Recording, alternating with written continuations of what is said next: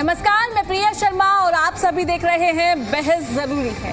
कभी टूटता है कुदरत का कहर, कभी सहते हैं प्रशासन का सितम। मंडी में पड़ा है धरती पुत्र का पीला सोना, कहीं फील्डिंग में देरी तो कहीं व्यवस्थाओं में ढील। अन्नदाता का दर्द ना जाने को।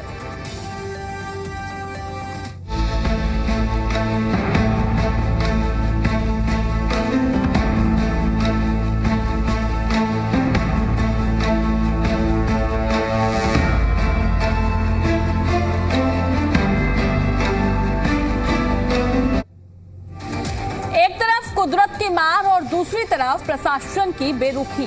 दावों और हकीकत के बीच की खाई जब गहरी होती है तो उसका खामियाजा अन्नदाता को भुगतना पड़ता है। बेमौसम बारिश ने न केवल मौसम का मिजाज बदला है, बल्कि प्रदेश की कई मंडियों में खुले आसमान के नीचे पड़े सैकड़ों क्विंटल गेहूं की अब सीधे तौर पर उनको भिगोकर किसानों की उम्मीदों पर पानी फेरने का कार्य किया है। इस लापरवाही की कीमत किसान अपनी मेहनत से चुका रहा है। इससे जुड़ी हुई आपको रिपोर्ट दिखाएंगी, उसके बाद चर्चा करेंगे। सबसे पहले इस रिपोर्ट को देखिए।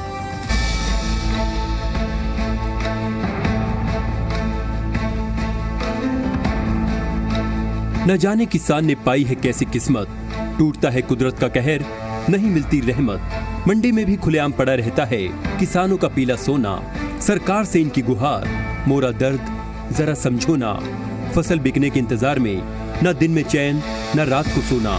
हर घड़ी फसल की सुरक्षा और खरीद की कश्मकश में रहना।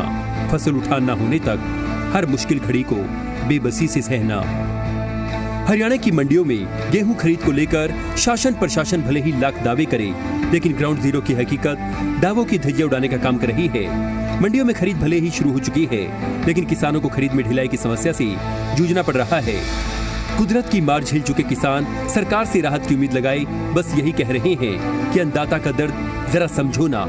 फरीदाबाद की बल्लभगढ़ अनाज मंडी में खुले में रखे 40,000 से ज्यादा गेहूं के कट्टे बरसात में भीगते दिखाई दिए।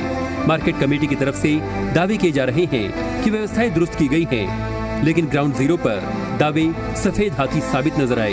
यहाँ सुबह से लगातार रुक कर बरसात हो रही है, तो ऐसे में जो मंडियों में किसानों की गेहूं की फसल पहुंच रही है, तो उसको लेकर मंडी मार्केट कमेटी की तरफ से लगातार दावे किए जा रहे हैं कि उनकी तरफ से व्यवस्थाएं जो हैं वो दुरुस्त की गई हैं। लेकिन तस्वीरें आपको दिखा देते हैं, मंडी का रियलिटी चेक करने के लिए जी दिल्ली एनसीआर हरियाणा की टीम पहुंची है और बरसात हो रही है, खुले में किसानों का गेहूं पड़ा हुआ है और ऐसे में गेहूं लगातार जो है भीगता हुआ साफ तौर पर दिखाई दे रहा है। क्योंकि जिस तरीके से देखिए तस्वीरें आपको दिखा देते हैं, बरसात हुई और ऐसे में खुले में जो गेहूं पड़ा हुआ है वो लगातार भीग रहा है। और फरीदाबाद की अगर अलग अलग जगह की बात की जाए तो वहाँ इसी तरीके की तस्वीर आपको सामने दिखाई देंगी। आपको एक दूसरी तरफ की तस्वीरें भी दिखा देते हैं।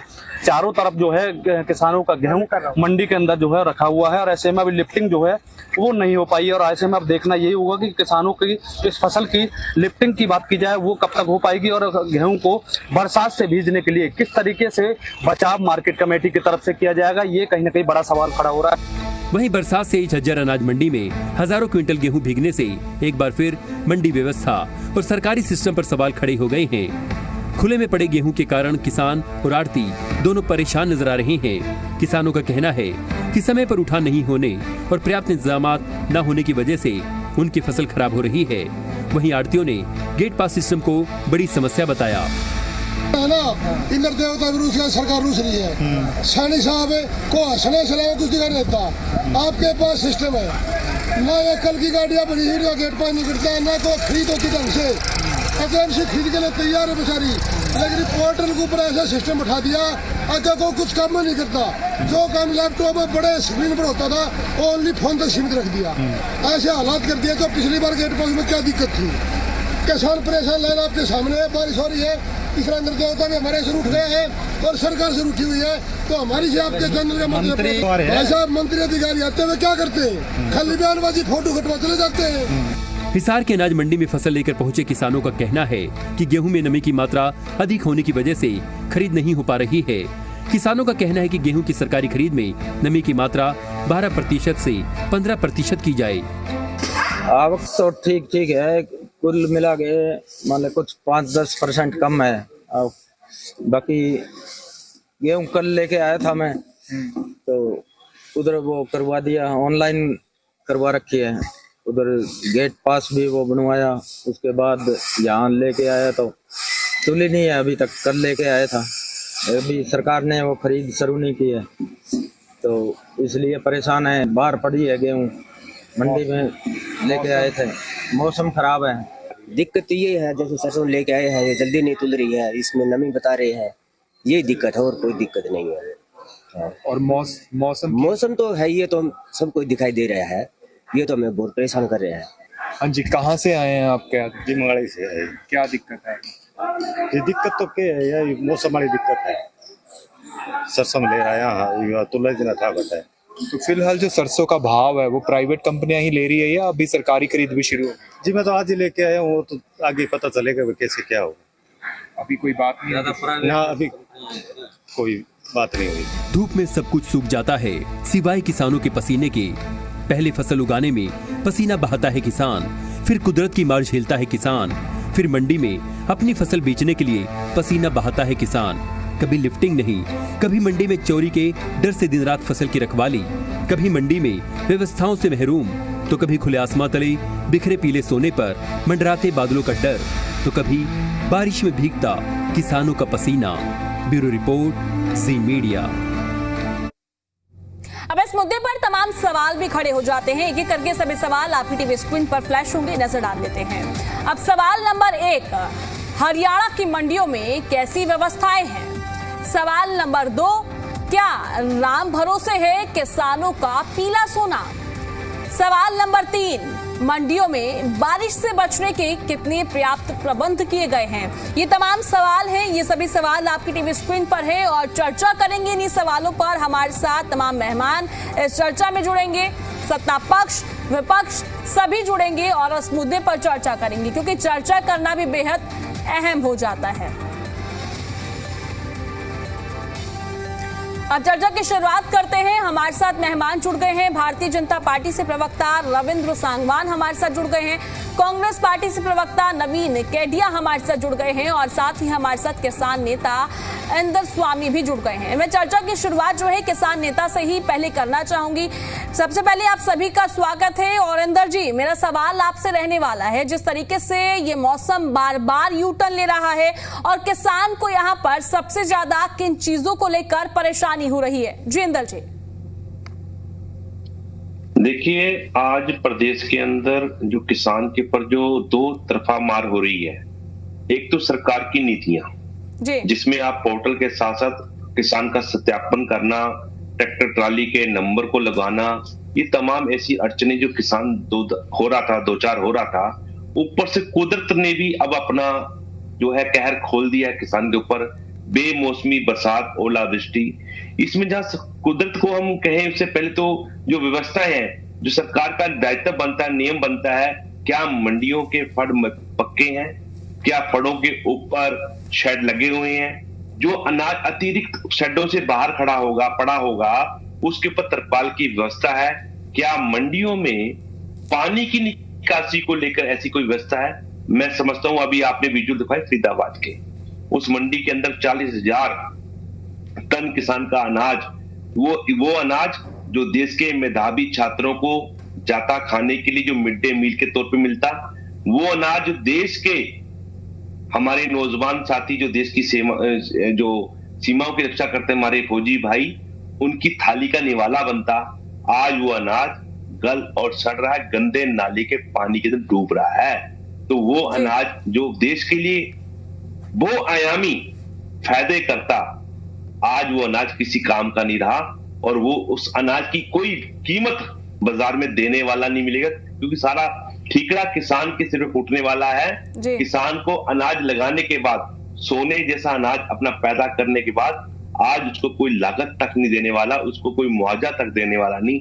तो ऐसी बेरहम सरकार से मैं निवेदन करूंगा आपके चैनल के माध्यम से, अगर समय रहते आपने ये सारे प्रबंधन किए होते, अंबाला की मंडी, इस्माइलाबाद की मंडी, खरखोदा, सोनीपत की मंडी हैरान हो गया, जहां पे सिर्फ ड्राई जोन है हमारा हरियाणा का, खरखोदा, वहां भी पानी का जल भराव हो गया। तो आप समझ सकते हैं ऐसे समय में जब सरकार 21 सदी के अंदर इंफ्रास्ट्रक्चर को लेकर बहुत सरकार दृढ़ संकल्प हमें नजर आती है, उसके अंदर इतनी बड़ी खामी हमें देखने को मिल रही है कि ऐसे क्षेत्र में जहां जल भराव की स्थिति हो ही नहीं सकती थी, वहां भी जल भराव हो गया और किसान की लाखों टन अनाज पानी के अंदर डूबता तैरता हमें नजर आ रहा है। और साथ लगते जो रियासी इलाकों का जो नाले का पानी है, इस्माइलाबाद मंडी की मैं उदाहरण देना चाह रहा हूं आपको, वहां जाके ग्राउंड रिपोर्ट देखेंगे आप, हैरान होंगे कि जो रिहायशी इलाका है वो मंडी से ऊंचा है और मंडी नीचे है, तो सारा पानी जो बहता हुआ मंडी के अंदर घुस गया। इतनी बारिश नहीं हुई जितना पानी आ गया। आप समझ सकते हैं, बारिश कम है, पानी ज्यादा है, और पानी की निकासी को लेकर एक पंप काम नहीं कर रहा। हैरानगी तब हुई जब मेरे किसान साथी मुझे फोन करके बता रहे, स्वामी जी हमारे यहाँ तो पानी ऐसे आया जैसे किसी ने डैम खोल दिया गंदे नाले का, और इतना गंदा पानी कि इतनी बदबू मंडी के अंदर फैल गई, कहने की हद नहीं। तो ये ठीक है इंदर जी, ठीक है, आपने जितने भी सवाल उठाए हैं उन सभी सवालों का मैं जवाब ले लेती हूं। भारतीय जनता पार्टी से प्रवक्ता रविंद्र जी हमारे साथ जुड़े हुए। रविंद्र जी देखिए, किसान कह रहा है कि हम सरकार की नीतियों से परेशान हैं, जो किसान की फसलें भीग रही है उनके लिए क्या व्यवस्थाएं की है आपकी तरफ से? जी रविंद्र जी। भैया जी नमस्कार जी। सभी दर्शकों को प्रणाम और सभी साथी प्रवक्ताओं को नमस्कार। प्रिया जी, ये जो सभी मुद्दों को एक साथ जोड़ करके और सिर्फ सरकार का और भारतीय जनता पार्टी का विरोध किया जा रहा है। देखिए, मौसम खराब है और मौसम खराब का अलर्ट भी पहले पता चल जाता है जी। इसमें कोई दो राय नहीं है कि मौसम जहां ज्यादा खराब होता है, वृष्टि से और तूफान से फसल का नुकसान होता है। सबसे पहले तो हम यही प्रार्थना करते हैं कि ऐसा ना हो, हमारे किसान भाइयों का हमारा नुकसान ना हो। दूसरा प्रिया जी, हरियाणा की जो सरकार है, हम सबसे ज्यादा जो फायदे हैं वो किसान को दे रहे हैं। तो तीसरी बार हरियाणा के अंदर जो भारतीय जनता पार्टी की सरकार बनी है वो किसानों के बिना नहीं बनी है। हरियाणा कृषि प्रधान देश है। मैं प्रिया जी आपको बताना चाहता हूं कि ये जो मेरे साथी ने जो दोनों तीनों बातें जो कंबाइंड की हैं, ये सारी व्यवस्थाएं अलग अलग ही हैं। सबसे पहले तो आप ये समझिए कि हमारे पास 416 जो हमारी मंडियों और सब मंडियों के जो हमारे हैं वो शेड पक्के हैं और पक्के फट हैं। के बाद हर मंडी के पास हमारे पास जहां पर पक्का फट है वहां पर हमारे पास वैकल्पिक परचेज सेंटर की हमारे पास उपलब्धता है। और उन वैकल्पिक परचेज सेंटर भी वो थोड़े नहीं है, हर मंडी के पास हम 4 अपने तैयार रखते हैं। तो ऐसी कोई दिक्कत नहीं होती। हाँ, वो अलग बात है कि जो किसान जैसे मौसम से पहले मंडी के अंदर अपनी फसल को सुखाने के लिए ले गए, उनकी फसलें वहां पर फंस गई। दूसरी प्रिया जी, मैं आपको बताना चाहता हूं कि जो फसल की, जब किसान की फसल मंडी के अंदर चली जाती है, उसकी जो बेचने की जिम्मेवारी होती है हमारे कमीशन एजेंट की होती है, और कमीशन एजेंट को कमीशन भी मिलती है उसके ऊपर। हम 55 रुपए से भी ज्यादा कमीशन गेहूं की फसल के ऊपर देते हैं। और जो कमीशन एजेंट है वो अपने जो किसान होता है, अपने किसान को पहले कह करके रखता है इस बात को कि मौसम खराब है या किस दिन आपको फसल लेकर के आनी है।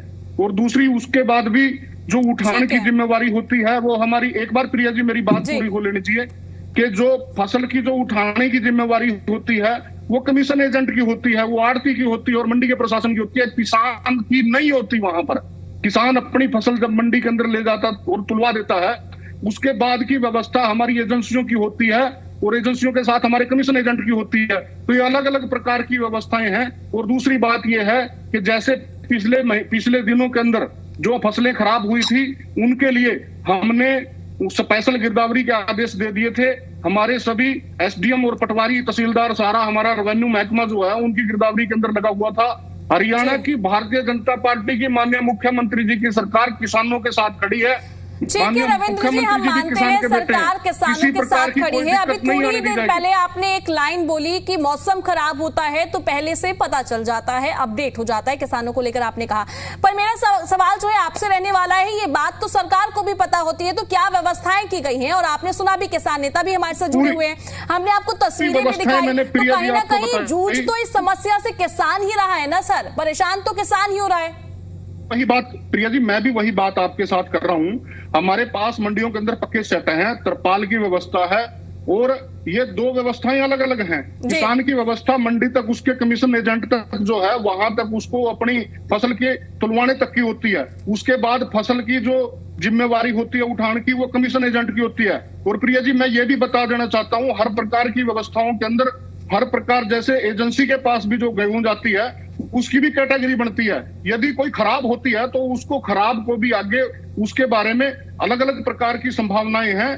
भारतीय जनता पार्टी की सरकार किसानों के साथ खड़ी है, किसान हमारे अन्नदाता हैं। सर, मैं चाहूंगी आप किसान को इस माध्यम से एक बार संतुष्ट कर दीजिए, क्योंकि किसान की यही शिकायत है कि नमी के कारण उनकी फसल नहीं बिक रही है और उनकी फसल अब भीग रही है, और जो प्रोसेस है, नए नियम आए हैं, उनसे भी किसान परेशान है। मैं चाहूंगी आप स्पष्ट कर दीजिए, अगर जो नुकसान हो रहा है सरकार मुआवजा देगी और टेंशन वाली कोई बात नहीं है। जी प्रिया जी, मैं सबसे पहले तो ये बताना चाहूंगा कि पिछले महीने के अंदर जिन फसलों के अंदर नुकसान हुआ था उनकी स्पेशल गिरदावरी के आदेश तभी दे दिए गए थे, और भारतीय जनता पार्टी की सरकार ने अब तक 16,000 करोड़ रुपए का मुआवजा किसानों को दिया है।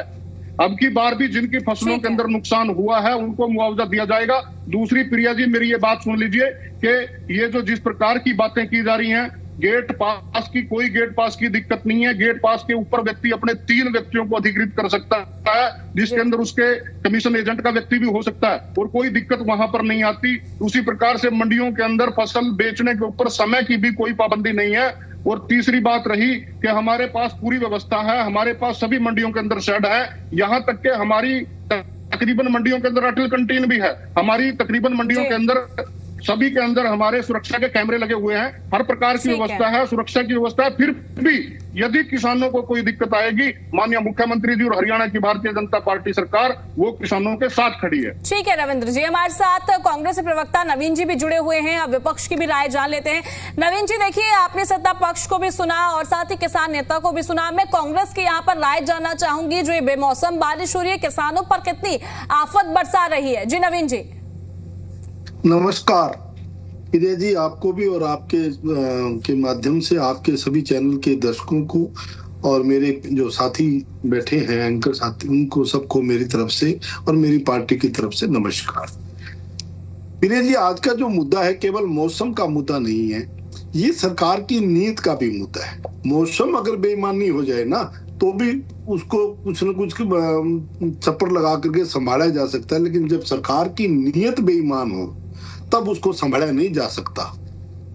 हरियाणा सरकार ने पहले से किसानों की उनके ऊपर तरह तरह के, चाहे वो बायोमेट्रिक लगा दिया, चाहे किसान की एंट्री के ऊपर लगा दिया, गेट पास के नाम पे लगा दिया, चाहे ट्रैक्टर और ट्राली के नाम पर नंबरों के नाम पर लगा दिया, जमींदार का मालिक खुद आए उस बात पर लगा दिया।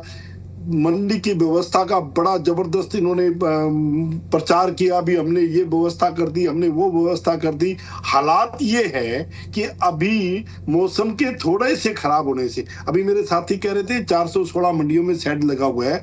इनको शायद इस बात की जानकारी नहीं है कि 728 परचेज सेंटर है इनके गांव के अंदर, मंडियों की व्यवस्था के अंदर, और उनमें कहीं भी शेड नहीं है।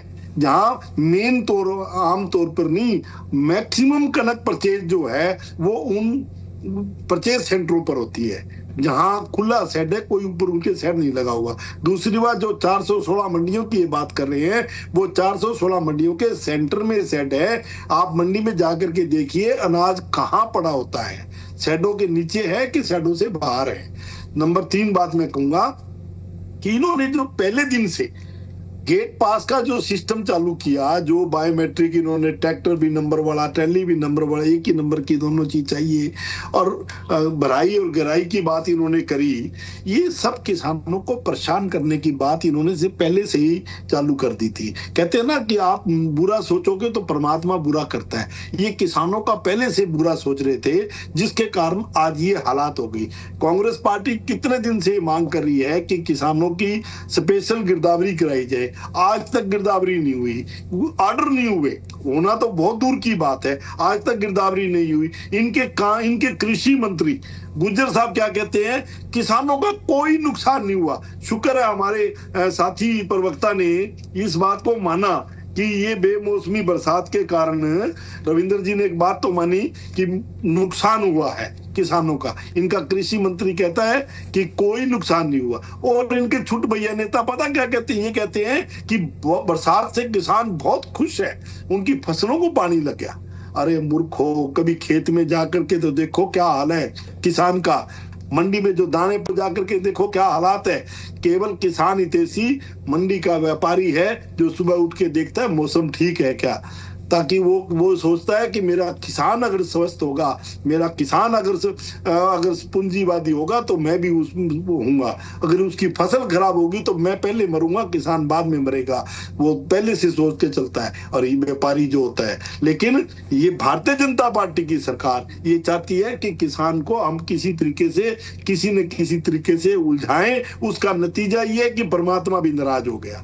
ये किसान को मारना चाहते थे क्योंकि इनकी नीति खराब थी, उसके कारण परमात्मा भी नाराज हो गया। अब भी हमारी भारतीय जनता पार्टी से मांग है कि इनको रियायत दी जाए, क्योंकि अब देखो बरसात के कारण मॉइस्चर ज्यादा है। 12% छूट थी, लेकिन अब 15 से 20% तक मॉइस्चर पहुंच गया। कुछ न कुछ इसमें रियायत दी जाए। कुछ कणक नीचे गिरने से दाना काला हो गया, काले दाने होने से उनके कारण अब किसान ये कहते भी तुलने के बाद किसान की कोई जिम्मेवारी नहीं, वो मंडी के आड़ती की जिम्मेवारी है, कमीशन एजेंट की जिम्मेवारी है, सरकार की जिम्मेवारी। अरे तुल तो नहीं रहा, क्योंकि उसमें मॉइस्चर का बहाना है, उसमें काले दाने का बहाना है, उसमें वो मिट्टी का बहाना है, सफाई नहीं हुई इसका बहाना है। आप बहाने मत छोड़ करके किसान को रियायत दीजिए, किसान की समस्या का समाधान कीजिए। और उसका एक ये जो बीमा पॉलिसी की बात करते हैं आप, बीमा, अरे बीमा पॉलिसी तो किसान के हाथ में दीजिए।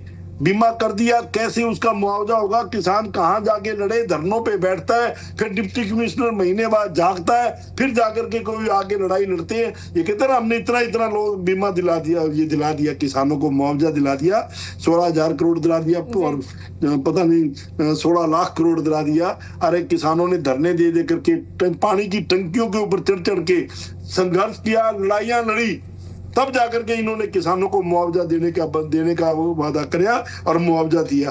तो एक तो इनसे मेरी मांग है, ये किसानों को दया ना करें, उनका हक चाहिए, और जब तक उसे उसका हक नहीं मिलेगा, अब आज पूरे हरियाणा के अंदर आप देखिए हर डिस्ट्रिक्ट हेडक्वार्टर के ऊपर किसानों ने धरने दे रखे। वो पागल है क्या किसान जो धरने पे बैठे हैं? उनका नुकसान हो रहा है, उनको तंग किया जा रहा है, इसलिए कोई जाकर के अपना घर परिवार छोड़ करके जाके धरने पे बैठता है। सबको बच्चे प्यारे हैं और सब चाहते हैं अपने घरों में रहे, अपने खुश रहें, लेकिन ये जो हालात है इस बीजेपी ने नवीन जी, हमारे साथ एनएलडी से प्रवक्ता विजेंद्र रेड्डी जी भी जुड़े हुए हैं। विजेंद्र जी, देखिए आप पैनल को सुन ही रहे हैं, सरकार की तरफ से कहा जा रहा है कि पूरी व्यवस्था है, कोई खामी नहीं है, सरकार बिल्कुल तैयार है। अब मैं आपसे जानना चाहूंगी ग्राउंड के बारे में, यहाँ पर एनएलडी की क्या राय है? जी विजेंद्र जी। प्रिया जी, सर्वप्रथम आपके चैनल से जुड़े हुए हर गणमान्य व्यक्ति को इनेलो की तरफ से राम राम, नमस्ते और जय हिंद। ये जो सरकार दावे कर रही है कि हमने पूरी व्यवस्था कर दी है, कहीं बार किसी भी प्रकार की कोई व्यवस्था सरकार के द्वारा सही तरीके से नहीं की गई है। ये हल्की सी बारिश हुई, इस बारिश ने इनकी सारी पोल खोल करके रख दी। किस प्रकार से गंदे नालों का पानी भी मंडी में घुस रहा है, और मंडी के पानी की निकासी के पाइप जो है वो कार्यरत नहीं है, वो खराब हुए पड़े हैं। ये आज सबके सामने सब सरकार की पोल खोलने का काम प्रकृति ने करने का किया है। न मंडियों में बारदाना है, न इनकी कैंटीन ठीक से काम कर रही है, न कोई सफाई की व्यवस्था है, न ही इनके शौचालय इत्यादि प्रयोग में लाने लायक है। और खुले में जो अनाज पड़ा उसके लिए त्रिपाल इत्यादि का जो प्रबंध किया जाना चाहिए था। हर वर्ष हम देखते हैं कि बारिश आ गई तो उस टाइम बारिश आने के बाद वो त्रिपाल को ढूंढते फिरते हैं कि लाओ जल्दी लाओ, इसको ढकने का काम करो, लेकिन एडवांस में किसी प्रकार की कोई व्यवस्था ये नहीं की गई है सरकार द्वारा। और तो प्रिया जी, मैं ये कहना चाहूंगा, देखिए किसान के ऊपर दो तरह की मार पड़ती है। एक मार है प्रकृति की मार है, जिस प्रकार से बारिश होगी, ओलावृष्टि हुई, हजारों एकड़ उसमें फसल खराब होगी, ये प्रकृति की मार है। प्रकृति की मार को हम रोक नहीं सकते, लेकिन उसमें मदद कर सकते हैं, उसमें साथ दे सकते हैं किसान का। तो सरकार को उसका साथ देना चाहिए जब भी प्रकृति किसी प्रकार की मार मारती है। और इसलिए जो ओलावृष्टि के कारण जो फसल खराब हुई, या आज जो फसल खराब हुई है बारिश के कारण जो फसल खराब होने लगी हुई है, इस सारी की सारी फसल का मुआवजा देने की सरकार को घोषणा करनी चाहिए ताकि किसानों को राहत मिल जाए। लेकिन जब सरकार ही मारने लग जाए, बचाने वाला ही मारने लग जाए, तो तब जो है ना अतिशयोक्ति हो जाती है, फिर तो उसका कोई अंत ही नहीं रहता। प्रकृति मारे सरकार बचा ली, प्रकृति की मार से सरकार नहीं बचा पा रही है, उल्टा खुद भी उन्होंने किसानों को मारने का काम शुरू कर दिया है। जिस प्रकार से ये नए कानून लेकर के आए, हांसी में देखा मैंने, हांसी के एक बुजुर्ग किसान जो जिसको के पेशाब की भी नाली लगी हुई है, उसके बच्चे उसको पकड़ करके लेकर के आ रहे हैं, वो बहुत बुजुर्ग भी है और बीमार भी जी। है। रेड्डू जी, रविंद्र जी मैं आपके पास आ रही हूँ, रेड्डू जी को कंप्लीट करने दीजिए, फिर मैं आपके पास आ रही हूँ, आप रखिएगा अपनी बात को। जी रेड्डू जी कंटिन्यू कीजिए। जब उनसे पूछा गया बुजुर्ग से, तो उन्होंने बताया कि भाई मुझे जो ना बायोमेट्रिक वेरिफिकेशन करना था ताकि मेरे बच्चों की फसल बिक जाए। इस प्रकार से और जो और भी व्यक्ति हैं, किस प्रकार से इतनी लंबी लंबी लाइनें लगी हुई है, कहीं पर जो है ना उसका ओटीपी नहीं मिल रहा है, कहीं पर वेरिफिकेशन नहीं हो रहा है, कई बुजुर्गों को तंग होना पड़ रहा है, कई महिलाओं को तंग होना पड़ रहा है। उल्टे ऊपर से सरकार कहती है कि इस बारिश का तो किसानों को बड़ा फायदा मिला है और प्रति एकड़ 2 क्विंटल फसल बढ़ गई है। ये बारिश नुकसान की नहीं, इससे तो किसानों को सोना बरस रहा है। ये तो किस प्रकार से सरकार भद्दा मजाक उड़ाने का काम करते हैं। एक तो किसान दुखी है और ऊपर से बारिश को कहते हैं कि ये तो किसान के लिए सोने की बारिश हो रही है, इससे तो किसान को फायदा ही फायदा होने वाला है। तो भला जानिए, जिस व्यक्ति को ये नहीं पता पकी हुई फसल के ऊपर यदि बारिश होती है तो उसका बड़ा नुकसान होता है, जिससे जो नायब सैनी जी हमारे मुख्यमंत्री जी बार बार कहते नहीं थकते कि मैं किसान का बेटा हूं, मैंने किसानी की हुई है। मैडम जी की होगी किसानी, किसान का बेटा भी होगा, किसानी की भी होगी, लेकिन क्यों मुख्यमंत्री बनने के बाद वो किसानी को भूल गए हैं? वो किसानों के लिए इस तरह के उल्टे सीधे नियम लेकर के आते हैं। क्या उनको पता नहीं है कि किस प्रकार से एक ही ट्रेन में कितने नियम नहीं लेके आए हैं? फसल निकलती है, इस बीमार व्यक्ति को आप मंडी के अंदर लेकर के आए हैं, उस बीमार व्यक्ति को आप ये नहीं कह सकते कि भाई 3 व्यक्तियों को ऑथराइज किया जा सकता है, 3 व्यक्तियों को ऑथराइज किया जा सकता है। रविंद्र जी मैं आपके पास आऊंगी, आप अपनी बात को रखिएगा, मैं आपको समय दूंगी। तो उसको ट्रैली भी बदलनी पड़ती है, ट्रैक्टर भी बदलना पड़ता है। एक ही ट्रैक्टर के द्वारा एक ट्रैली मंडी में छोड़ दी, दूसरी कैंपेन के साथ खड़ी है, कैंपेन वाले वहां लेकर के आते हैं, वहां दूसरी लगाई जाती है। भला किस प्रकार से ये संभव हो सकता है कि आप बायोमेट्रिक वेरिफिकेशन ट्रैक्टर का करेंगे? अरे भाई, कोई फीम बेच रहे नहीं, कोई ड्रग्स बेच रहे नहीं, शराब नहीं बेच रहे, वो तो खुलेआम बिक रही है। आप कहीं जाकर के बेचो, कहीं जाकर के लेकर के आओ। लेकिन किसान जो अन्नदाता है उसको अपने गेहूं बेचने के लिए उसके फोटो उतारे जाते हैं और कहते हैं यदि थंब नहीं मिलता तो आंखों की पुतली मैडम कितनी है हास्यास्पद बात है।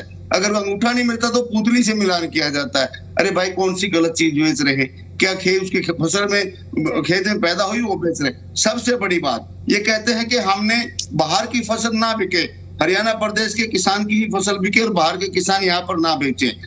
कितना बड़ा मजाक की सरकार ने किया है। आपने बॉर्डर तो खुले छोड़ रखे हैं, बॉर्डर से कोई कुछ लेकर के आए, कितना गेहूं बाहर का अंदर आए हरियाणा प्रदेश के अंदर, लेकिन मंडी के अंदर। ठीक है रेड्डू जी, रविंद्र जी आप रखिए आप अपनी बात को। ठीक है रेड्डू जी, ठीक है रविंद्र जी रखिए अपनी बात को।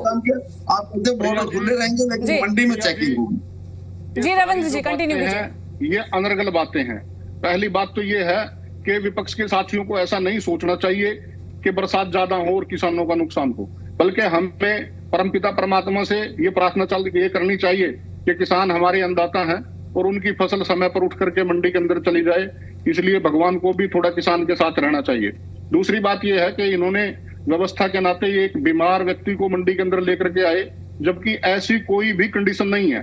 कोई भी साथी अपने ट्रैक्टर को लेकर के मंडी के अंदर जाता है तो उसके ऊपर नंबर लगाना भी कोई जरूरी नहीं है। यदि उसके ऊपर उसका नंबर नहीं है तो कागज के ऊपर पेन से नंबर लिख सकता है और उसके बाद वो अपने 3 व्यक्तियों को ऑथोराइज कर सकता है। उसके अंदर उसके कमीशन जो एजेंट है उसका व्यक्ति भी हो सकता है। तो ये ऐसे ड्रामे लोगों को, किसानों को डराने के लिए कर रहे हैं। हमारे पास पर आपको ये तो मानना पड़ेगा, फसल जो है वो भीग रही है और तस्वीरें भी आ रही है, हमारी टीम भी ग्राउंड पर गई है, तो आपको मानना पड़ेगा किसान नेता की तरफ से भी अपनी परेशानियां रखी गई। बिल्कुल प्रिया जी, जैसा मैं वही आपको बताने जा रहा हूँ कि मौसम का पहले पता चल जाता है, किसान के फोन के ऊपर भी मैसेज आता है। हाँ, लेकिन जो 2 दिन पहले किसी कारण से जो नमी वाली फसल जो मंडी के अंदर आ गई वो किसी तरीके से फंस गई, लेकिन किसान की जो मैंने आपको बताया कि कमीशन एजेंट की वहां तक चली गई, तुल गई, वहां तक की किसान की जिम्मेवारी है। आगे जो हमारे आड़ती भाई हैं वो अपने आप तैयार करते हैं किसानों को किस दिन फसल लेकर के आनी है, किस दिन नहीं आनी है। लेकिन उसके लिए भी मैंने आपको बताया कि पिछले महीने के अंदर जिन लोगों का नुकसान हुआ था, ये लोग झूठ बोल रहे हैं। एक मिनट मेरी बात सुनिए ना, एक मिनट मेरी बात सुनिए। अरे भैया आप ये क्यों कह रहे हैं कि हमने गिरदावरी नहीं खोली है? आप ये क्यों कह रहे हैं कि गिरदावरी हो नहीं रही है? आप ये क्यों कह रहे हैं कि मुआवजे की प्रक्रिया चल नहीं रही है? और उसके बाद 2 दिन के बाद जैसे मौसम ठीक होगा, जो अरे भैया तुल क्यों नहीं रही है? जैसे उसका मौसम ठीक होगा वो नवीन जी मैं आपके पास आऊंगी, आप अपनी बात को रखिएगा। स्पेशल गिरदावरी करवाई प्रिया जी, सरकार की तरफ से घोषणा है, सरकार के पटवारी जो है वो फील्ड के अंदर जाकर के मुआवजे की रिपोर्ट बना चुके हैं और ये सारी प्रक्रिया चली हुई है। आज भी मैं किसान साथियों से निवेदन करता हूँ कि वे किसी के भी बहकावे में ना आकर के, किसी प्रकार की भी कोई ऐसी कंडीशन नहीं है जिस कंडीशन से फसल ना तुले। आप ट्रैक्टर लेकर के जाओगे, 3 व्यक्तियों को आप अथोराइज कर सकते हो, वो व्यक्ति आपका वहां पे उसको तुलवा करके भरवाने का कोई भी व्यक्ति उसके अंदर से बायोमेट्रिक करा लेगा। दूसरी बात यह है कि शेड की पूरी व्यवस्था है, बारदाने की पूरी व्यवस्था है, क्रेट की व्यवस्था है, पानी की व्यवस्था है, हर चीज की व्यवस्था है। और उसके बाद भी यदि कोई दिक्कत आती है तो माननीय मुख्यमंत्री जी और हरियाणा की सरकार खड़ी है। 2 बातें मैं इनसे भी पूछ लेना चाहता हूँ। ये तो कह रहे थे, कांग्रेस के साथी कह रहे थे कि इनके सभी विधायक मंडियों के अंदर रहेंगे, और ये इनालो वाले कह रहे थे कि इन्होंने तो हर जगह, हर मंडी के पास अपने ठीक है, मैं माफी चाहूंगी, मैं आपको बीच में इंटरप्ट कर रही हूँ, मैं आपके पास आऊंगी, आप कंटिन्यू कीजिएगा। फिलहाल जो है बड़ी जानकारी सामने आ रही है एनसीआर हरियाणा पर सुपर एक्सक्लूसिव न्यूज एनसीडब्ल्यू के सामने पेश हुए बादशाह। माफी मांगी गई है, टटीरी गाने से जुड़े मामले में पेश हुए हैं बादशाह।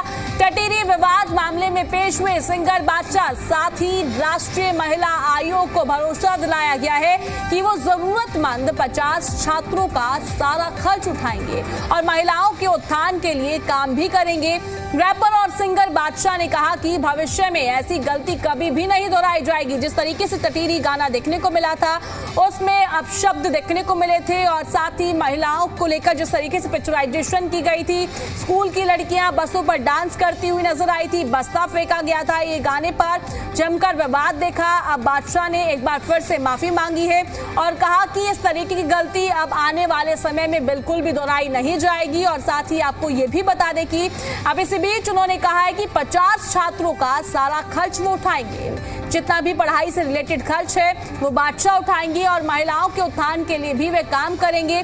ये साफ तौर पर बादशाह की तरफ से कहा गया है और राष्ट्रीय महिला आयोग को भरोसा उन्होंने दिलाया है कि आने वाले समय में अब उनकी तरफ से कोई भी गलती इस तरीके की नहीं की जाएगी। टटीरी सॉन्ग को लेकर माफी भी मांगते हुए नजर आए एक बार फिर से, और इससे पहले भी उन्होंने माफी मांगी थी और कहते हुए नजर आए थे, मैं खुद हरियाणा से हूं और मैं नहीं चाहता था इस तरीके की शब्दावली हो, और ये जो गलती हुई है वो मेरे से जो है दिल से नहीं हुई है और मैं दिल से माफी मांगता हूं। और एक बार फिर से बादशाह की तरफ से माफी मांगी गई। आज उनको पेश होना था, वे पेश हुए। महिला आयोग को उन्होंने भरोसा दिलाया कि आने वाले समय में ऐसी कोई भी गलती नहीं होगी। 50 छात्रों का सारा खर्च भी उठाएंगे, महिलाओं के उत्थान के लिए काम भी करेंगे। क्योंकि टटीरी गाने में कुछ ऐसे अपशब्द थे जिनको लेकर काफी विवाद हुआ, पिक्चराइजेशन को लेकर भी विवाद हुआ, क्योंकि महिलाओं को लेकर कुछ ऐसे शब्दों का प्रयोग किया गया था जिससे काफी विवाद बढ़ा और लड़कियों को लेकर भी विवाद बढ़ा। क्योंकि स्कूल की छात्राओं को लेकर जिस तरीके से पिक्चराइजेशन की गई, तो जनता की बात की जाए तो उनकी तरफ से यही जो है सवाल उठाए गए, आखिर रैपर बादशाह क्या संदेश देना चाह रहे हैं समाज में? क्या ये संदेश देना चाह रहे हैं पढ़ाई को छोड़ दो, बस्ता फेंको और डांस करो? इस तरीके को लेकर अब काफी विवाद भी हुआ। इसी बीच बादशाह की तरफ से अब माफी मांगी गई है, कहते हुए नजर आए कि ऐसा अब उनकी तरफ से कुछ भी नहीं किया जाएगा। आने वाले समय में भरोसा दिलाते हुए नजर आए कि भविष्य में ऐसी गलती कभी भी नहीं दोहराई जाएगी। ये साफ तौर पर बादशाह की तरफ से कहा गया है। ये बड़ी जानकारी, बड़ा अपडेट आपकी टीवी स्क्रीन पर है। ये मुद्दा काफी गर्माया था, काफी बात करें हरियाणा में ही नहीं देश भर में ये मुद्दा उठा और इस गाने को लेकर काफी विरोध हुआ, क्योंकि जिस तरीके से पिक्चराइजेशन देखने को मिली उस पर तमाम सवाल उठे। महिलाओं को लेकर जिस तरीके से शब्दों का प्रयोग किया गया उस पर सवाल उठे, और अब बादशाह की तरफ से माफी मांगी गई है और साफ तौर पर उनकी तरफ से कहा गया है आने वाले समय में ऐसा कोई भी गाना उनकी तरफ से नहीं आएगा, ऐसी कोई भी पिक्चराइजेशन नहीं की जाएगी। माफी मांगते हुए नजर आए हैं बादशाह, और साथ ही महिलाओं को लेकर उन्होंने जिक्र किया कि अब 50 ऐसी लड़कियों का वो खर्च उठाएंगे, सारा खर्च उनकी तरफ से उठाया जाएगा। ये पूरा मुद्दा गरमाता हुआ तो नजर आया। अब इसी के साथ हम चर्चा में वापस लौटेंगे, क्योंकि किसान परेशान है, बेमौसम बारिश देखने को मिल रही है, व्यवस्थाओं पर तमाम सवाल यहाँ पर खड़े हो रहे हैं कि क्या व्यवस्थाएं आखिर की गई है। रविंद्र जी, आप अब अपनी बात को कंटिन्यू कर सकते हैं। जी प्रिया जी, बिल्कुल हरियाणा की सरकार दाताओं के साथ है। हरियाणा के अंदर 24 की 24 फसलें एमएसपी के ऊपर बिकती हैं। किसान का दाना दाना खरीदा जाता है, और किसान होती है कि 24 फसलें, मैं बता देता हूँ, आप केवल हरियाणा में 24 फसलें होती हैं क्या? मेरी बात सुन लीजिए ना। नवीन जी, मैं आपके पास आऊंगी, आप अपनी बात को रखिएगा जिससे जनता तक भी स्पष्ट संदेश जाएगा। आप क्या कहना चाह रहे हैं? कपास, जूट और गन्ना, इसमें बुरी बात क्या है? ये 24 फसलें, 8 प्रकार का अनाज, 6 प्रकार की दालें, 8 प्रकार के तेल, कपास, जूट, गन्ना, क्या रह गया 24 फसलों के अलावा? हम और फसलों के ऊपर प्रिया जी हम भावांतर भरपाई भी देते हैं, हम सब्जियों के ऊपर भावांतर भरपाई देते हैं। और इनके टाइम में क्या होता था? इनके टाइम के अंदर 5-5 रुपए के चेक दिए जाते थे, साल मंडी के अंदर नहीं बिकती थी, किसानों की जमीनों को लूट लिए जाते थे। चलो, आपने 2023 में किसान की आमदन डबल करने की बात की थी, आप तो किसान को मारते जा रहे हो। पार्टी की सरकार आते ही कांग्रेस तुम्हारे पैसा जाता है।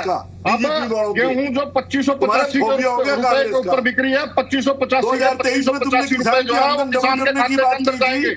और किसी प्रकार से किसानों को डराने की जरूरत नहीं है। किसान साथी फसल लेकर के आएंगे, हमारे कमीशन एजेंट, हमारा प्रशासन, और हमने बहुत लोगों का स्टाफ लगा दिया है, हमारा टेक्निकल स्टाफ भी हमने बढ़ा दिया है। किसानों के गेट पास बढ़वाने से लेकर के उनकी फसल बिकवाने तक की जिम्मेवारी वो नायब सरकार की है। विपक्ष के संग जो है, जब विपक्ष सत्ता में था तो उस समय पर 5-5 रुपए के चेक दिए गए, पर जनता को अब विपक्ष से मतलब नहीं है ना कि पिछली सरकार में क्या हुआ। अभी प्रेजेंट से मतलब है कि प्रेजेंट में भी आप हैं तो आपसे ही सवाल किए जाएंगे, ना कि अब पिछली सरकार से सवाल किए जाएंगे। रविंद्र जी, ठीक है, किसान नेता मौजूद है, मैं उनसे जानना चाहूंगी आखिर उनकी क्या परेशानी है, फिर मैं आपके पास लौटती हूँ, फिर मैं आपसे सवाल करूंगी। इंदर जी, मैं चाहूंगी आप स्पष्ट तौर पर जी दिल्ली एनसीआर हरियाणा के मंच पर बताइए, आखिर किसान को क्या परेशानी हो रही है? ये जो बारिश है उससे किसान कितना परेशान है? मंडियों में क्या व्यवस्थाएं की गई है? क्या मंडियों में पूर्ण रूप से व्यवस्थाएं हैं या किसान परेशान है या नहीं? और साथ ही जो नए नियम लगाए गए हैं उनके बारे में भी मैं आपसे जानना चाहूंगी।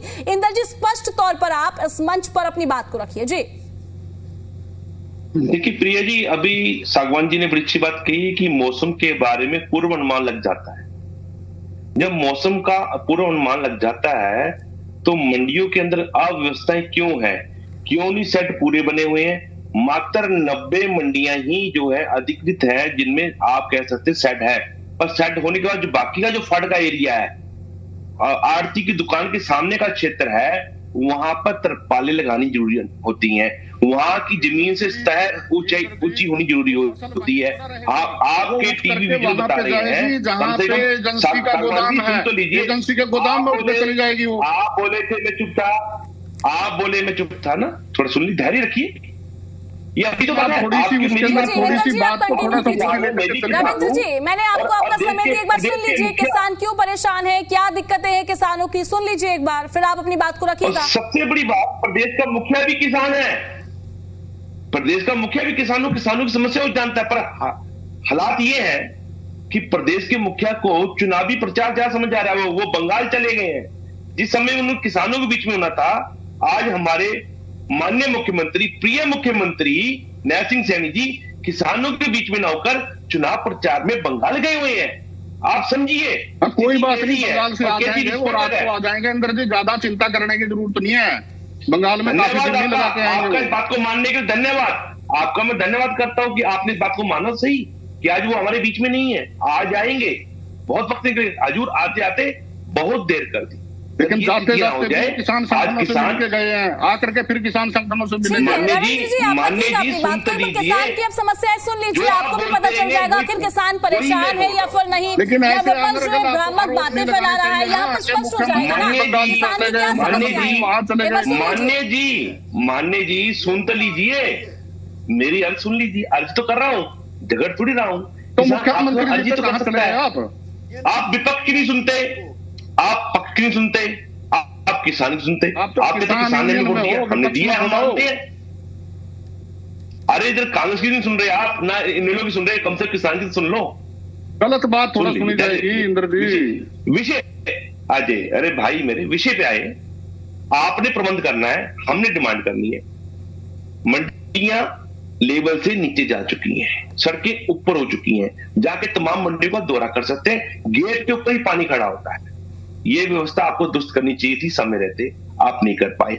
आपको मंडियों में तरपालें और उप मंडियों में तरपालों का प्रबंध करना चाहिए था, क्योंकि उप मंडियों में शेड होते ही नहीं है। ये आप भी जानते हैं, मैं भी जानता हूं, यानी कि 326 से अधिक मंडियों में शेड ही नहीं है। ये आप भी जानते हैं, मैं भी जानता हूं, किसान जानता है। टीवी विजुअल दिखा रहे हैं, चैनल पे दिखाया जा रहा है, जी न्यूज एनसीआर पे आप देख रहे हैं, हम सब देख रहे हैं राणा के ऊपर कि मंडियों में जो है फसलें खुले में पड़ी हैं और भीग रही हैं।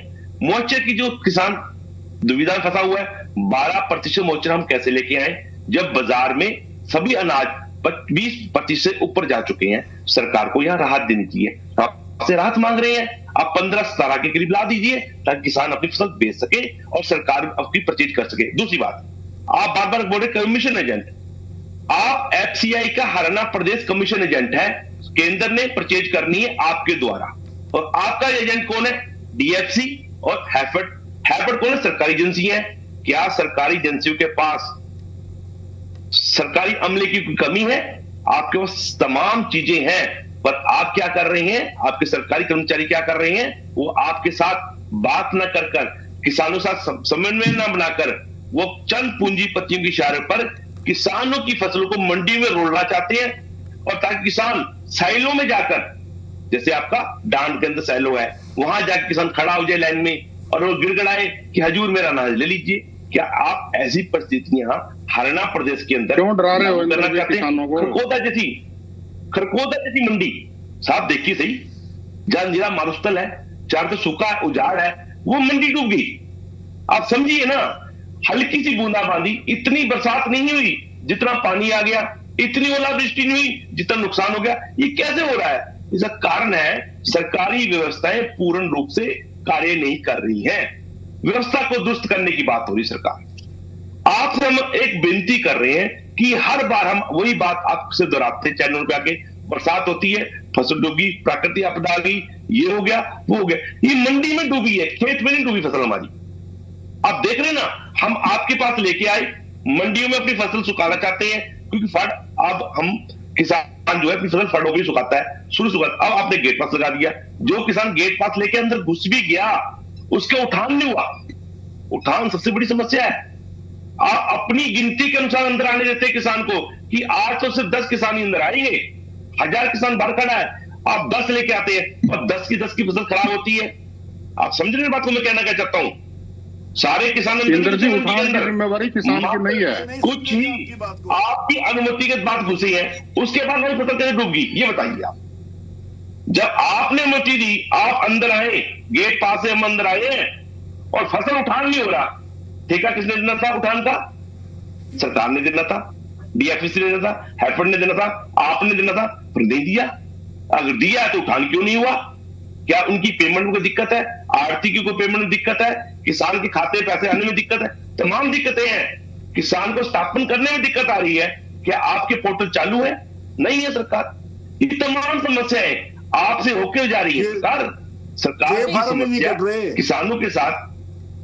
जी ठीक है, आपने जितने भी सवाल उठाए मैं उन सभी सवालों का बिल्कुल जवाब लूंगी। फिलहाल मैं एनएलडी के पास जाना चाहूंगी। विजेंद्र जी, देखिए, आपने सुना सत्ता पक्ष की तरफ से कहा जा रहा है विपक्ष जो है मिसकम्युनिकेट कर रहा है और सीधे तौर पर अफवाह फैलाने का कार्य कर रहा है। अब मैं जानना चाहूंगी, फिलहाल जिस तरीके से हमने किसान नेता से भी बात की, हमने खुद ग्राउंड पर जाकर देखा कि क्या व्यवस्थाएं हैं और क्या व्यवस्थाएं नहीं है, और हम लगातार तस्वीरें भी यहाँ पर दिखा रहे हैं। जी विजेंद्र जी, अब अपनी बात को रखिए। प्रिया जी, देखिए, सब कुछ सबके सामने है। किस प्रकार से मंडियों में पानी भरा हुआ है, किस प्रकार से खुले में फसल भीग रही है, किस प्रकार से गेट पास के लिए किसान परेशान है, किस प्रकार से बायोमेट्रिक वेरिफिकेशन के लिए गरीब मजदूर और ये अपने बीमार व्यक्ति, वृद्ध व्यक्ति किस प्रकार से परेशान हो रहे हैं। पूरे हरियाणा प्रदेश में हाहाकार मचा हुआ है अपनी फसल बेचने के लिए। किसान त्राहिमाम कर रहा है, लेकिन कितना मजबूत सीना है भारतीय जनता पार्टी का। सब कुछ आंखों के सामने है, सब कुछ विजुअल है, फिर भी कह रहे हैं किसी प्रकार की कोई कमी नहीं। मैं तो इनको इस बात की बधाई देता हूं, इतनी सारी कमियां इनके सबके सामने है और फिर भी ये बात ये कह करके कि कोई कमी नहीं है, किसान के जो न जले पर नमक ये लोग छिड़कने का काम कर रहे हैं। इनको चैनल के ऊपर बैठ करके माफी मांग लेनी चाहिए कि आगे हम। आप तो कह रहे थे कि आपके लोगों ने समस्या समाधान केंद्र खोल रखे हैं किसानों के बीच में जाकर के। फेल सरकार है हमारी, 12 साल हो गए बैठे। कभी कांग्रेस को कोसने का काम करते हैं, कभी इनेलो को कोसने का काम करते हैं, कभी कहते हैं हमने 16,000 करोड़ मुआवजा दे दिया। अरे भाई आज की किसानों को विश्वास है, तभी 12 साल से सरकार चल रही है, तभी तीसरी बार सरकार बनी है। आज आपकी प्रदेश की व्यवस्था में इतनी खामियां क्यों पैदा होगी? क्या आपको नहीं पता था कि 1 अप्रैल से फसल खरीदनी शुरू होगी? फिर भी इतनी कमियां आपकी हर बार ही रह जाती है, हर बार ही हो जाती है और पीछे का राग लापना आप लोग शुरू कर देते हो। अभी इंडियन नेशनल लोकदल पार्टी ने देखो, हमने 1 तारीख से ही सभी मंडियों में अपने आदमी बिठा दिए थे। किसान कष्ट निवारण केंद्र के नाम से हमने अपने कार्यालय खोले। वहां पर मैं आपको दिखाऊंगा, गिनवाऊंगा, क्योंकि मैं प्रवक्ता के साथ साथ पार्टी का जिला अध्यक्ष भी हूँ जींद का। हम सारी मंडियों में मैं खुद गया हूँ, 7 की 7 मंडियों में। प्रिया जी, हमारे यहाँ 7 मंडियां हैं, जो मंडी है, मैं हर मंडी में सेंटर खोलने के लिए गया हूँ। मैंने जाकर के वहां पर अपने कार्यालय में खोल रखा होगा, यहाँ तो कहीं दिखाई नहीं देता। कोई नल्ला कार्यकर्ता किसी किसान की मदद में दिखाई तो देता नहीं यहाँ। पता ही है, और वो धरातल की समस्या मैं आपके सामने टीवी चैनल के ऊपर रख रहा हूँ। जो किसानों ने वहां हम गए, वहां बताए, व्यापारियों की मीटिंगें चल रही थी, वहां भी हम उनको समर्थन दे करके आए, भाई हम आपके साथ हैं और ये सरकार ज्यादती कर रही है। ऐसी ज्यादतियां, अरे भाई कौन सा जो ना ये अफीम बेच रहे हैं, नशे के बेच रहे हैं, गेहूं बेच रहा है किसान। अगर आपको सही मायने में बाहर के गेहूं को रोकना था, मैं इस बात का समर्थन करता हूं आपका कि दूसरे स्टेट का आकर के गेहूं यहाँ नहीं बिकना चाहिए, उसको रोकना चाहिए। लेकिन उसको रोकने का तरीका आपको जो अपनाना चाहिए था, आपको उनको पकड़ना चाहिए था जो चोर हैं। लेकिन आपने तो किसान को चोर ठहरा दिया भाई। आपने धान घोटाले की इंक्वायरी करवाई, जो 5,000 करोड़ का घोटाला हुआ था। आप चैनल अपने दिल पर हाथ रख करके बताइए प्रदेश की जनता को कि जब वहां पर उसकी जांच करवाई गई, क्या कोई किसान आया उसमें दोषी? क्या कोई किसान का ट्रैक्टर दोषी आया? या तो अधिकारी आए या बड़े बड़े मिलर और डीलर आए। क्या कोई किसान का आया कोई व्यक्ति? और आपने शिकंजा किसान के ऊपर कस दिया भाई। शिकंजा कसना चाहिए था जो बाहर से माल आता है। आपको बॉर्डर रोकने चाहिए थे, वहां पर बैरियर लगाने चाहिए था कि बाहर का गेहूं अंदर ना आए। अरे भाई आपने तो किसान को तो शिकंजे में कस दिया और चोरों को खुला छोड़ दिया। भला कौन सा तरीका है ये आपने बाहर की फसल रोकने का? आप समझाइए मुझे। बाहर बॉर्डर तो आप कहते हैं कि खुले रहेंगे, हम नहीं रोकेंगे। अरे भाई बाहर से मैं 5 ट्रक भर करके ले आया, मैंने अपने गोदाम में खड़े कर ली। अगले दिन अधिकारियों से मिल गया, मैंने पर्ची कटवा ली और उसको सेल भी दिखा दी, उसका उठान भी दिखा दिया, सब कुछ दिखा दिया। चोरी रोकने का तरीका तो ये था आपका। और आपने जो ना किसान की चूड़ियां टाइट करने का आप लोग काम कर रहे हो, सरासर किसान विरोधी। और ये जो साइलो वगैरह है ना, उनको फलने फूलने का अवसर प्रदान करने के लिए प्रिया जी ये सारी कार्रवाई की जा रही है। तो बड़े बड़े कॉर्पोरेट घराने हैं, उनको खुली छूट दे दो और किसान को जकड़ते जाओ धीरे धीरे। एक दिन आएगा किसान अपने आप ही खेती करना छोड़ देगा। ये किसानी को खत्म करने वाले लोग हैं, ये किसान के दुश्मन लोग हैं, ये किसान को हर हाल में तंग करना चाहते हैं। अब थोड़े दिन बाद फिर देख लेना, ना आपको डीएपी मिलेगा, ना आपको खाद मिलेगा, ना आपको बिजली मिलेगी। मेरे भाई जो तरीका है उस तरीके को अपनाइए। आज आप बॉर्डर सील कर दीजिए, किसान को खुला छोड़ दो। ऊपर से तो बारिश आ रही है, कब ओले पड़ेंगे, कब बारिश हो जाएगी। आपको पता है खेत में जब गेहूं निकाला जाता है, अगर बारिश हो जाती है तो भरी हुई अनाज की ट्रैली खेत से बाहर निकालनी मुश्किल हो जाती है मेरे भाई। कीचड़ होता है वहां पर तारकोल नहीं बिछे होते खेतों में। तो आप सोच रहे हो कि ऐसा हो? कीचड़ हो जाता है। ठीक है रेड्डू जी। रविंद्र जी अब रखिए आप अपनी बात को। देखिए प्रिया जी, पहले तो मेरे विपक्ष के साथियों को ऐसा नहीं सोचना चाहिए कि ओलावृष्टि हो और तूफान हो और फसल का नुकसान हो। हमें तो हमको यही कहना चाहिए कि किसानों का साथ देना चाहिए। दूसरी बात ये देखिए, ये बार बार किसानों को डराने का काम कर रहे हैं। ऐसी कोई किसान के ऊपर ऐसा कोई ना कोई रविंद्र जी के बाद नवीन जी मैं आपके पास ही आ रही हूँ, आप अपनी बात को रखिएगा और स्पष्ट तौर पर जनता तक सही संदेश जाएगा, क्या व्यवस्थाएं हैं, क्या खामियां हैं, सरकार क्या कार्य कर रही है, एक एक करके अपनी बात को रखिए। जी रविंद्र जी कंटिन्यू कीजिए। देखिए, हमारी अच्छे रेट में बिकी, बाजरे की फसल हमारी अच्छे रेट में बिकी, लेकिन जैसा सारी फसलें एमएसपी के ऊपर सिर्फ हरियाणा के अंदर बिकती हैं और उसके अलावा भावांतर भरपाई भी दी जाती है और अन्य प्रकार की भी स्कीम्स हैं, चाहे पराली प्रबंधन की है और उसके अलावा चाहे फसल विविधीकरण की है। जो मेरा फसल मेरा ब्यौरा पोर्टल है, उस पोर्टल के माध्यम हरियाणा के किसान को ज्यादा से ज्यादा फायदा मिले, इसके लिए सिर्फ एक छोटी सी चीज की गई है कि जो गेट पास, उस गेट पास के बाद जब फसल बिकेगी तो उस फसल के ऊपर बायोमेट्रिक करानी है। और ये लोग किसानों को किस प्रकार से डराने का काम कर रहे हैं, जबकि हम बार बार कह रहे हैं कि मंडी 24 घंटे खुली है और मंडी के अंदर किसान जब ट्रैक्टर लाएगा किसी नंबर की जरूरत नहीं है, कागज के ऊपर नंबर लिख करके दे सकता है और 3 व्यक्तियों को अधिकृत कर सकता है। उसके अंदर मंडी का जो उसका कमीशन एजेंट है उसका व्यक्ति भी हो सकता है। और दूसरी बात प्रिया जी, किसान की जो जिम्मेवारी होती है वो मंडी के अंदर फसल गिराने तक की होती है। और उसके बाद ये जो जिस प्रकार से डरा रहे हैं, जब एजेंसी के पास फसल चली जाती है उसकी भी कैटेगरी वाइज उसके अंदर भी उसके अंदर रविंद्र जी ये बता दीजिए, जो फसल अभी मंडी में खराब हो रही है, मंडी में फसल भीग रही है, उसकी जिम्मेदारी आखिर कौन लेगा, उसकी भरपाई कौन करेगा? जी रविंद्र जी। प्रिया जी, किसान के दाने दाने को खरीदा जाएगा। मैंने आपको पहले भी कहा है कि पिछले महीने के अंदर जिनकी फसलों का नुकसान हुआ उनकी गिरदावरी चल रही है। अब भी यदि किसान को कोई दिक्कत आएगी, किसान को यदि कहीं पर भी कोई खराबा होगा, उसके खराबे की जिम्मेवारी हरियाणा की भारतीय जनता पार्टी की सरकार की है, माननीय मुख्यमंत्री जी की सरकार की है। ये किस प्रकार की बातें कर रहे हैं? इनके समय के अंदर तो जो रजिस्ट्री थी जमीन की, वो रजिस्ट्री भी ऐसे ही थाने तहसीलों के अंदर बुला के करनी पड़ती थी। हमने हर प्रकार की कह रहा है ना कि नमी के कारण उनकी फसल कारण बताया जा रहा है कि नमी है, अभी नई फसल खरीदेंगे, ऊपर से बेमौसमी बार बार बारिश हो रही है, आज भी हरियाणा में मौसम खराब है। से डराना नहीं चाहिए। अगर उसके अंदर थोड़ी बहुत नमी होती है तो उसको फसल को सीधा कर दिया जाता है और अगले दिन उसको थोड़ी सी धूप लगवा करके वो भराई जाती है उसको। ऐसी कोई किसी प्रकार की दिक्कत नहीं आती है। और उसके बाद मैं आपको ये भी बता रहा हूँ कि उसके बाद जब एजेंसी के पास चली जाती है, एजेंसी के पास भी ऐसा नहीं है कि सारी जमीन जो है यदि उसके अंदर कोई थोड़ा बहुत दाना है वो ऐसे ही जनता को खिला दिया जाता है। वहां पर भी अनाज की कैटेगरी बढ़ती है जाकर के, वहां पर भी एक category A, category B, category C, इस प्रकार की कैटेगरी बढ़ती है।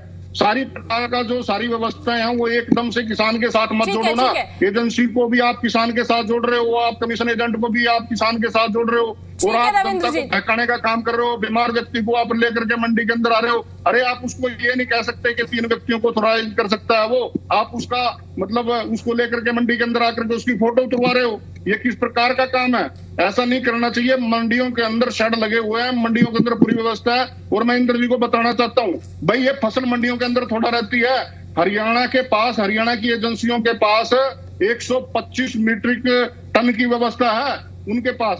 जैसे ही फसल मंडी के अंदर आती है तो उठ करके गोदाम के अंदर जाती है, वो मंडी के अंदर थोड़ा रहती है। आपने अपनी बात को रखा, बिल्कुल आपने जितने भी आपने सवाल उठाए हैं जवाब ले लेते हैं। नवीन जी देखिए, साफ तौर पर रविंद्र जी तो कहते हुए नजर आ रहे हैं सरकार ने पूरी व्यवस्थाएं की हैं, शेड लगाए गए हैं, विपक्ष जो है किसान को जो है सीधे तौर पर परेशान करने का काम कर रहा है, गलत संदेश किसान तक पहुंचा रहा है। जी नवीन जी देखिएगा, भारतीय जनता पार्टी के जो हमारे रविंद्र जी हैं ये बखूद भी अपनी सरकार का और अपने सीएम का पक्ष रख रहे हैं।